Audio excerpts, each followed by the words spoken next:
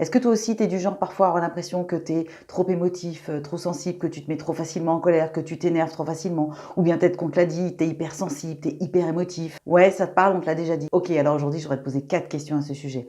La première, c'est qu'est-ce qui se passe dans ton corps quand tu as une sensation de faim, de soif, de envie de dormir, de envie de faire pipi? Est-ce que tu es en train de juger cette sensation? Est-ce que tu es en train de te dire « Oh, quand même, là, j'ai vraiment trop faim, il faut que j'apprenne à avoir moins faim » ou bien « Là, j'ai encore trop envie de faire pipi, il faut vraiment que j'apprenne à avoir moins envie de faire pipi ». Bah non, bien sûr, tu vois où je veux en venir. Clairement, quand notre corps a faim, quand notre corps a envie de faire pipi, quand notre corps a envie de dormir, quand notre corps nous l'exprime. Parce qu'en fait, il faut savoir que notre corps, notre cerveau, leur job, c'est notre survie. Est-ce que tu savais par exemple que là, pendant que je suis en train de te parler, il y a plusieurs milliards de mécanismes qui fonctionnent en même temps dans un seul but, ta survie, que tu vives le mieux du monde. Tu sais, ton cerveau, c'est exactement comme dans le film Vice Versa. Tu peux imaginer qu'il y a une petite machinerie là-haut là et qui régule et qui surveille que tout se passe bien. Et c'est pas une machinerie, c'est une machinerie avec des milliards de petits bonhommes qui sont là à l'intérieur pour surveiller que tout va bien. Donc à quel moment est-ce que tu peux réellement penser que ton corps qui t'envoie une émotion, que ton corps qui t'envoie une sensation, ça va être quelque chose qui va être trop ou pas assez? Sérieusement, ton corps, c'est une machine de guerre, de survie, et tu crois vraiment que tes émotions, elles seraient à un moment donné trop ou pas assez? C'est une convenance, c'est quelque chose que la société m'inculque, c'est quelque chose que je me suis inculqué à moi-même. Ma famille, mes amis, la société nous inculque que l'on peut porter un jugement sur nos émotions.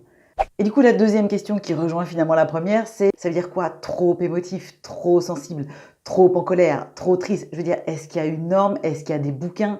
Comment on sait que c'est trop? Est-ce qu'il y a un curseur? Où est-ce qu'il est? Comment on fait pour le positionner? Parce que concrètement, sérieusement, dans la nature, les animaux, les plantes et tout ça, je crois pas qu'ils se posent ce genre de questions. Donc c'est pour ça, si quelqu'un a un bouquin pour m'expliquer à quel moment on est trop émotif, on est trop sensible, sérieusement, envoyez-moi le bouquin parce que vraiment, ça m'intéresse. Ok, et du coup, donc troisième question. Imagine que tes émotions, c'est des messages envoyés par tes meilleurs amis parce qu'ils ont un truc super important à te dire. Et toi, quand tes potes viennent pour t'envoyer des messages, qu'est-ce que tu fais? Bah, tu leur fermes la porte au nez.